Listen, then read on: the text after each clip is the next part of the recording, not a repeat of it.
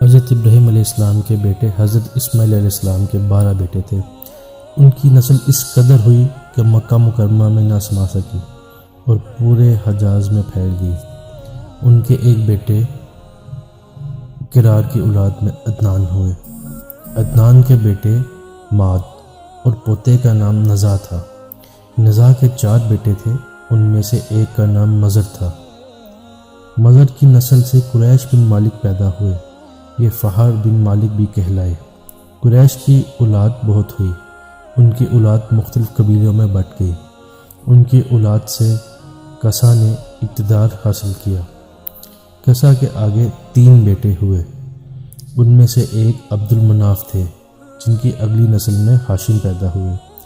ہاشم نے مدینہ کے ایک سردار کی لڑکی سے شادی کی۔ ان کے یہاں ایک لڑکا پیدا ہوا، اس کا نام شیبہ رکھا گیا۔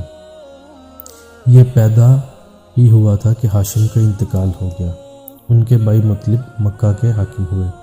ہاشم کا بیٹا مدینہ منورہ میں پرورش پاتا رہا۔ جب مطلب کو معلوم ہو گیا کہ وہ جوان ہو گیا ہے تو بھتیجے کو لینے کے لیے خود مدینہ آ گئے۔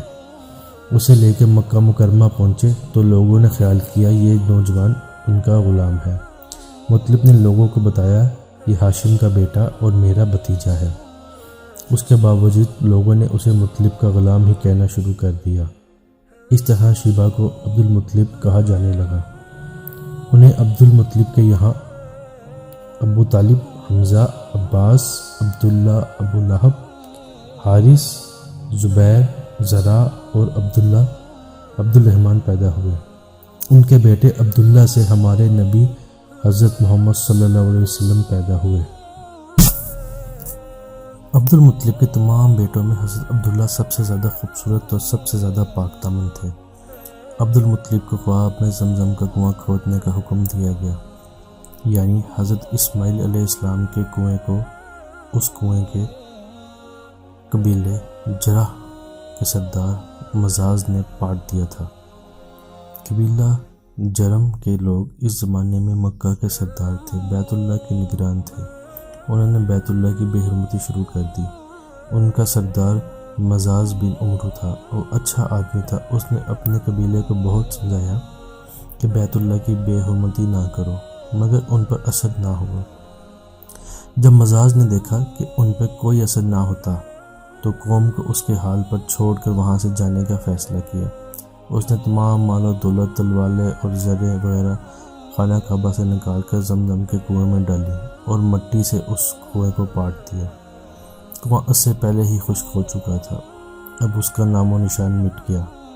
مدتوں بعد یہ کنواں بند پڑا رہا۔ اس کے بعد بنو جرح نے بنو جرم کو وہاں سے مار بھگایا۔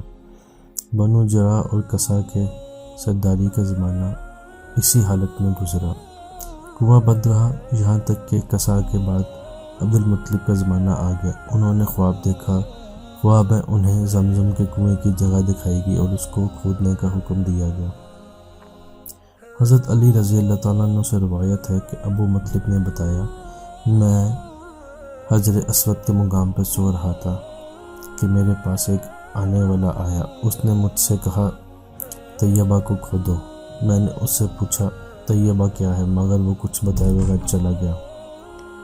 دوسری طرف رات پھر خواب میں وہی شخص آیا، کہنے لگا برا کو کھودو۔ میں نے پوچھا برا کیا ہے، وہ کچھ بتائے بغیر چلا گیا۔ تیسری رات میں اپنے بستر پہ سو رہا تھا کہ پھر وہ شخص خواب میں آیا۔ اس نے کہا مظنونہ کھودو۔ میں نے پوچھا مظنونہ کیا ہے، وہ بتائے بغیر چلا گیا۔ اس سے اگلی رات میں پھر بستر پہ سو رہا تھا کہ وہی شخص پھر آیا اور بولا زمزم کھودو۔ میں نے اس سے پوچھا زمزم کیا ہے، اس بار اس نے کہا زمزم وہ ہے جس کا پانی کبھی ختم نہیں ہوتا، جو حاجیوں کے بڑے بڑے مجمعوں کو سیراب کرتا ہے۔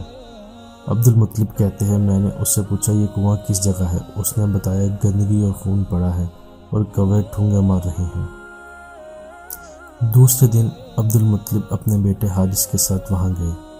اس وقت ان کے یہاں یہی ایک لڑکا تھا۔ انہوں نے دیکھا وہاں گندگی اور خون پڑا تھا اور ایک کوا ٹھونگے مار رہا تھا۔ اس جگہ کے دونوں طرف بت موجود تھے۔ یہ گندگی اور خون دراصل ان بتوں پر قربانی کے لیے جانے والے جانوروں کا تھا۔ پوری نشانی مل گئی تو عبدالمطلب کدال لے آئے اور کھدائی کے لیے تیار ہو گئے، لیکن اسی وقت قریش وہاں آ پہنچے۔ انہوں نے کہا، اللہ کی قسم ہم تمہیں یہاں کھدائی نہیں کرنے دیں گے۔ تم ہمیں ہمارے ان بتوں کے درمیان کنواں کھودنا چاہتے ہو جہاں ہم ان کے لیے قربانیاں کرتے ہیں؟ عبدالمطلب نے ان کی بات سن کے اپنے بیٹے حارث سے کہا، تم ان لوگوں کو میرے قریب نہ آنے دو، میں کھدائی کا کام کرتا رہوں گا، اسی لیے کہ مجھے اس کام کا حکم دیا گیا ہے اور میں اس کو ضرور پورا کروں گا۔ قریش نے دیکھا کہ وہ باز آنے والا نہیں تو وہ رک گئے۔ آخر انہوں نے کھدائی شروع کر دی۔ جلد ہی کنویں کے آثار نظر آنے لگے۔ یہ دیکھ کر انہوں نے اللہ اکبر کا نعرہ لگایا اور پکار اٹھے، یہ دیکھو، یہ اسماعیل علیہ السلام کی تعمیر ہے۔ جب قریش نے یہ دیکھا کہ انہوں نے کنواں تلاش کر لیا ہے، ان کے پاس آ گئے اور کہنے لگے، عبدالمطلب اللہ کی قسم یہ ہمارے باپ اسماعیل علیہ السلام کا کنواں ہے اور اس پر ہمارا بھی حق ہے، اس لیے ہم اس میں تمہارے شریک ہوں گے۔ یہ سن کر عبدالمطلب نے کہا، میں تمہیں اس میں شریک نہیں کر سکتا، یہ مجھ اکیلے کا کام ہے۔ اس پر قریش نے کہا، تب پھر اس معاملے میں ہم تم سے جھگڑا کریں گے۔ عبدالمطلب بولے، کسی سے فیصلہ کروا لو۔ انہوں نے بنو سعد ابن حزیم کی کاہنہ سے فیصلہ کروانا منظور کیا۔ یہ کاہنہ ملک شام کے بلائی علاقے میں رہتی تھی۔ آخر عبدالمطلب اور دوسرے قریش اس کی طرف روانہ ہوئے۔ عبدالمطلب کے ساتھ عبدالمناف کے لوگوں کی جماعت تھی، مگر دیگر قبائل قریش بھی تھی۔ اسی زمانے میں حرمل ملک حجاز اور شام کے درمیان ایک بیابان میدان تھا، وہاں کہیں پانی نہیں تھا۔ اس میدان میں ان کا پانی ختم ہو گیا۔ سب لوگ پیاس سے بے حال ہو گئے، یہاں تک کہ انہیں اپنی موت کا یقین ہو گیا۔ انہوں نے قریش کے دوسرے لوگوں سے پانی مانگا، لیکن انہوں نے پانی دینے سے انکار کر دیا۔ اب انہوں نے ادھر ادھر پانی تلاش کرنے کا ارادہ کیا۔ عبدالمطلب اٹھ کے اپنے سواری کے پاس آئے۔ جو ہی ان کی سواری اٹھی، اس کے پاؤں کے نیچے پانی کا چشمہ بل پڑا۔ انہوں نے پانی کو دیکھ کے اللہ اکبر کا نعرہ لگایا۔ پھر عبدالمطلب سواری سے اتر کے سب نے خوب سیر ہو کر پانی پیا اور اپنے مشکیزیں بھر لیے۔ اب انہوں نے قریش کی دوسری جماعت سے کہا، آؤ تم بھی سیر ہو کے پانی پی لو۔ اب وہ بھی آگے اور خوب پانی پیا۔ پانی پینے کے بعد وہ بولے، اللہ کی قسم اے عبدالمطلب، یہ تو تمہارے حق میں فیصلہ ہو گیا۔ اب ہم زمزم کے بارے میں تم سے کبھی جھگڑا نہیں کریں گے۔ ہمیں جس ذات نے تمہارے اس بیابان میں شراب کر دیا، وہی ذات تمہیں زمزم سے بھی شراب کرے گا، اس لیے یہاں سے واپس چلو۔ اس وقت قریش نے جان لیا اللہ تعالیٰ عبدالمطلب پر مہربان ہے، لہٰذا ان سے جھگڑا بے سود ہے اور کاہنہ کے پاس جانے کا کوئی فائدہ نہیں۔ چنانچہ سب لوگ واپس لوٹ پڑے۔ واپس آ کے عبدالمطلب نے پھر کنویں کی کھدائی شروع کی۔ ابھی تھوڑی سی کھدائی ہوئی تھی کہ مال دولت تلواریں اور زریں نکل آئیں، اس میں سونا اور چاندی وغیرہ بھی تھی۔ یہ مال و دولت دیکھ کے قریش کے لوگوں کو لالچ آ گیا۔ انہوں نے عبدالمطلب سے کہا، عبدالمطلب اس میں ہمارا بھی حصہ ہے۔